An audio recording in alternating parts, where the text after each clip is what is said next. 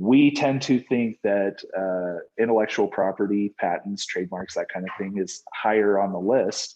But we also are ready to acknowledge that sometimes maybe getting together a prototype might be a little more important than getting that patent today, if you have to choose between, one or the other. And so a lot of times just being able to make those decisions and then commit to it, and we're really here to help businesses make those decisions. We're not going to try and bilk you out of money and get you to make a decision that you're going to regret later. We want your business to be successful. And so we're going to help you kind of navigate what's the best path, particularly in regards to intellectual property.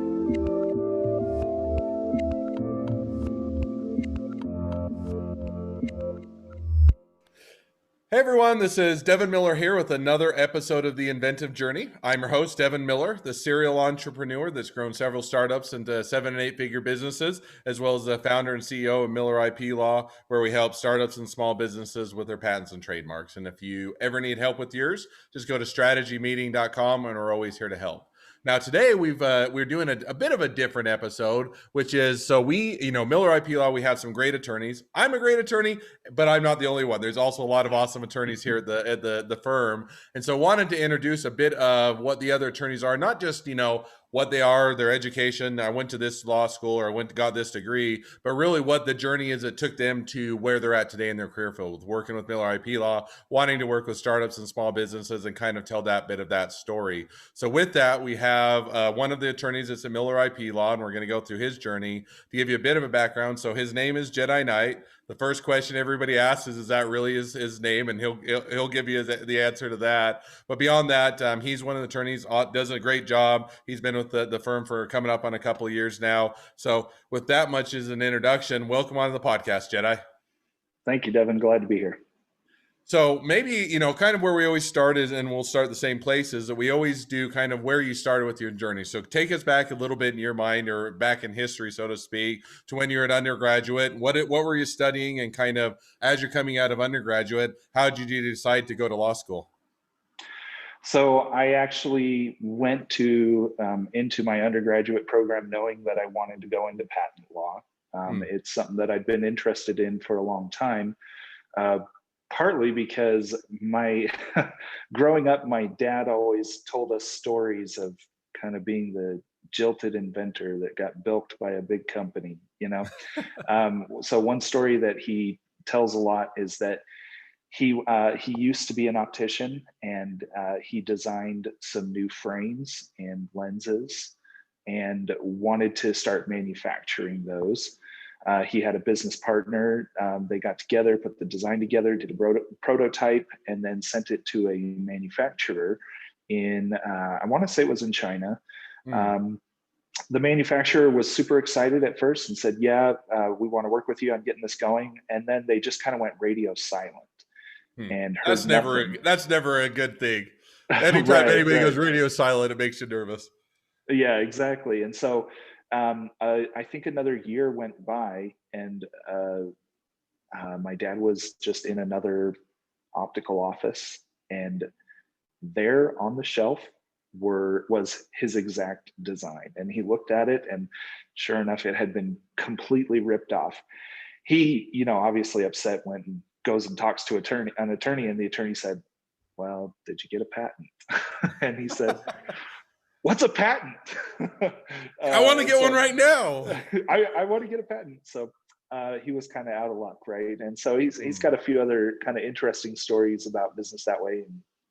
And it just kind of inspired me to want to get into this field to help small businesses, entrepreneurs, solo inventors set themselves up the best they can for success later on down the road. So I started my journey as an undergrad studying physics. I studied physics and minored in biology. And the idea was to learn as much as I possibly could across as great a variety of different technical areas. So, in physics, when you do physics and biology, you study everything from mechanical engineering principles to chemistry, biochemistry, and then obviously diving into the details on principles of physics, electromagnetism, and that kind of thing. So tried to get a broad kind of base of understanding of a variety of technical fields, and then went into law school knowing that I wanted to become a patent attorney. So now you graduate from undergraduate, and that's great that you knew you wanted to be. I don't know when I kind of had an idea when I got to the end of engineering school that I didn't want to be an engineer. That's kind of what I always said. I liked engineering, but I didn't want to be an engineer. So you set out much earlier on in the journey of knowing what you wanted to do. But now you get into law school, and you went to BYU or BYU Provo. You went to BYU Idaho for undergraduate and BYU Provo for law school, right? Yeah, that's correct. Yeah. So, and you get into law school, and was it everything that you envisioned and everything you wanted? In other words, you set up your whole career heading towards law school. And was it just what you wanted and envisioned, and you had a great time, or was it any different? It was a challenge, and a lot of it was because when I got in, I didn't quite know what my career path was going to look like. A lot of people, they'll get in and they're like, yeah, I want to become a prosecutor. And so they're, going and doing externships and clerkships with different municipalities or with the state, right, to be a prosecutor. Or a lot of people know, yeah, I want to go the big firm route. And so they're just studying their butts off and getting good grades and getting hired with, huge firms and that kind of thing. And I had a few clerkships with some big firms, and it never quite felt right in the sense that how those businesses run, they tend to be oriented towards the larger institutional clients, clients that are, multi-billion-dollar companies that just kind of are patent mills, right, and just churn out tons and tons of patents, and they just have teams and teams of engineers, right, and so it didn't feel like I was accomplishing the goal that I had set out to do, and so ended up actually right after law school landing a job with a small startup incubator called Hall Labs, and they fund and kind of house and help get off the ground a number of different startups. And my job was to go in and work directly with the top engineers, the CEOs, the owners of the companies, to get an idea of what they envisioned the world should look like with their technology, and then see how we could use patents to create that, make that vision a reality for them. No, I said that I'm right there with you in the sense, and this is to the audience. We actually knew each other briefly, where with one of the other firms we both worked at, but we had the experience, and that was kind of the same thing I came to conclusion was, and mine was, I always say, it's kind of, we always feel like you're a much smaller cog in a big wheel when you work for the big companies, right? In the sense that you get to see a very small portion of what the overall thing that they're working on, and half the time I would work for like Intel or others, and I'd be like, I don't know where this is going, or if it's ever going to get implemented, how much of an impact of it, because they churn through a lot of patents, and some never come to the light of day, and others do it. But with the startups and small businesses, kind of like even Hall Labs, you get what they're working on is what you're patenting is what they're working on and what they're trying to bring to market, and it has a much different feel and dynamic, which I think is a lot more fun. Yeah, very, very true. So I worked with Hall Labs for a little over a year. The company started going in a direction with their intellectual property that kind of departed from what I wanted to do with my career. I realized that I wanted to have a more traditional role as an attorney. And at that time, I was not. I was kind of in a hybrid engineer, patent writer, patent harvester role. And so it was fun to experiment with that and to learn some new things and to get some experience, but ultimately decided that's not the direction I wanted to go with my career. So I actually took a little time off from doing patents and worked for a company that builds shooting ranges.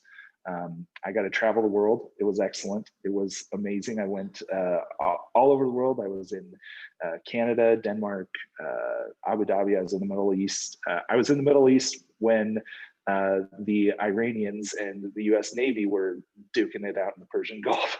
I like to joke that me and some of my coworkers were cruising around on jet skis while we were 50 miles from war or something. It was just Oh, it that was is kind fun. of fun. So But one so one question just before you depart that I had oh was, yeah, okay. so you were, that's a fairly large departure from, from the legal field in the sense it's really largely unrelated to the legal field. So how did you kind of come to that a career? Hey, I want to take a break, and I get that.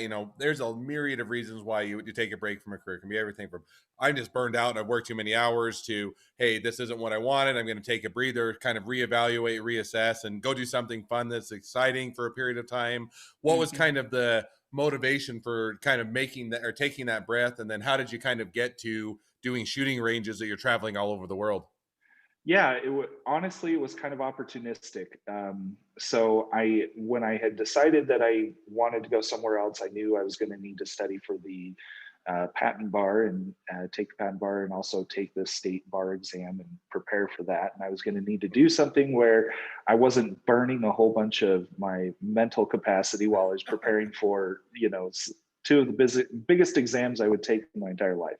Mm, And so I just kind of started looking for part-time jobs or things that I knew would be at least not very mentally taxing. And mm.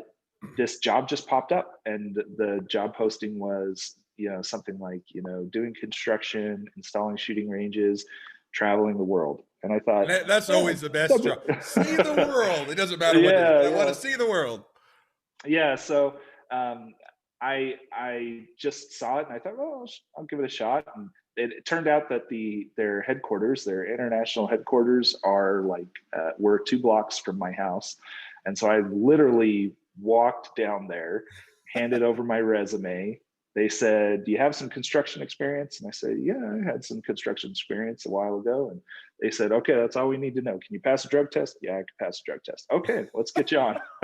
So then I Deal. That's what? all, that's Yeah. a pretty. That's not a high bar to meet. So it's like, I guess if you don't have construction experience, it sounds like you could have said yes, and they would have just hired you anyway. Yeah, yeah. So, I mean, it would have definitely shown if I hadn't had that experience because you Mm, really hit the ground running and stuff. But, so I did that while I prepared for and took the bar exams.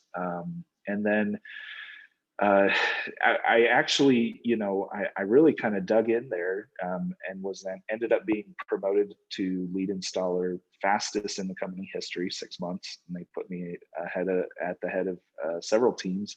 In mm, fact, one of the last jobs that I did with the company, it was one of the most important jobs that they were doing. They were trying to win more contracts with a government contractor, and we built a huge indoor shooting range, a full tactical range for the Air Force. mm. And so it was a huge kind of learning and growing experience, managing other people, managing a huge project, working with other subcontractors, working with the general contractor to get this huge project completed.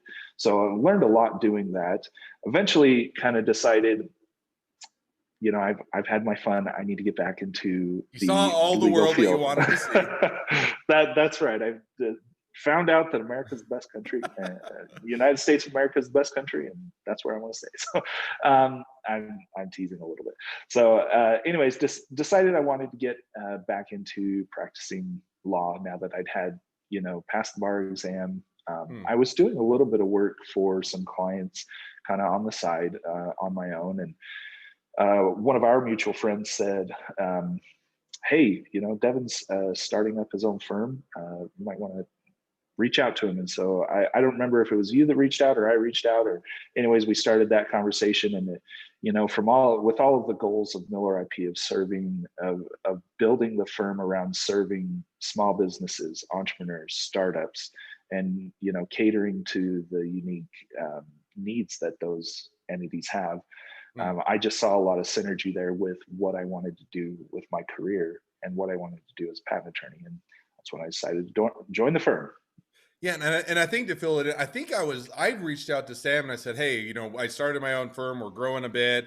We're bringing on more clients. I've kind of outstripped what I can do just on my own. Do you know of Mhm. anybody to be good? And he says, well, we worked, and as I mentioned, we'd worked a little bit for the previous firm in sense as well. I know that Jedi, was what I like Jedi. We both knew him, and he would. I think he's in the market or kind of looking to kind of move back or get back into the Hmm. having taken his break. And so I think I reached out to you and said, "Hey, are you interested?" And then we went from there. And you were in Abu Dhabi, so I think I hired you without actually having faced or in person or Oh, being in the that's same right. location. Actually, we That's started right. out and hired you on, and you came back to the States. So it's been a fun to have you on, and it's been great. Well, as we kind of now, so that's kind of your journey, and so as we always are kind of at the end of each podcast, we always ask a couple questions. One of them probably isn't quite as suiting, but the second one I always ask is, if you're talking to somebody that's just getting into a startup or a small business, what would be the one piece of advice you'd give them? Yeah, I think triage is important in a small business. There's always 10 million things to do, right? And 10 Mm, million things to tackle. And you just got to make a list of what's most important and start from the top and work your way down. And that includes when it comes to dedicating financial resources to different mm, tasks and that kind of thing. We tend to think that intellectual property, patents, trademarks, that kind of thing is higher on the list. But we also are ready to acknowledge that sometimes maybe getting together a prototype might be a little more important than getting that patent today. If you have to choose between, one or the other, and so a lot of times just being able to make those decisions and then commit to it, and we're really here to help businesses make those decisions. We're not going to try and bilk you out of money and get you to make a decision that you're going to regret later. We want your business to be successful, and so we're going to help you kind of navigate what's the best path, particularly in regards to intellectual property. yeah, no, and I like that, and it's one lesson that I and continue to still learn. But even after having done several startups and small businesses and run those, it's I always came to the conclusion. It's also kind of almost plays into a little bit of work life balance. And I always came to the conclusion that there's always fires to put out. There's always more things to do than time to do it. And Hmm. so every day I get up, work hard. You're going to try and put out as many fires as you can, try and get as much things done, and then you let the rest of the fires burn and you deal with the next fires tomorrow, Yep. type of a thing. Because Very true. otherwise, you're never, if you try and tackle all the lists, you never triage it and you try and get everything done. You don't get anything done well. If you get anything done, you don't get anything done well. And so I think that's a great piece of advice. And I like the idea that, I think a tenant that both you and I have in the firm in general is that we look at not just, hey, how can we get money out of this client, and as a short-term gain, and let's always recommend a patent but or a trademark or whatever it is. Rather say, if we're here to hold true to our tenets of helping startups and small businesses with their business, then we have to say, what would we do in our shoes, what would make sense, and maybe that's not today, maybe that's 6 months, or maybe it's never. But giving that Hmm. honest advice, I think, is a great piece as well. Yeah, yeah. Thank you for coming on the podcast. It's been fun. I learned some things that I never knew about your journey as well. So it was insightful to me, and I hopefully insightful to everybody else. But thank you again for coming on. Now, for You're welcome. all of you that are listeners, if you have your own journey to tell, probably not an intellectual property attorney at Miller IP Law, but a journey nonetheless, feel free to go to inventiveguest.com, sign up to be on the podcast, and we'd love to hear your journey. Also, if you're a subscriber, or you're a listener, make sure to click subscribe so you get notifications as all our awesome episodes come out. And two, leave us a review so new people can hear about us as well. And last but not least, if you ever need help with your patents or trademarks, go to strategymeeting.com, and we're always here to help. Thanks again, Jedi, and have a good one. Take care.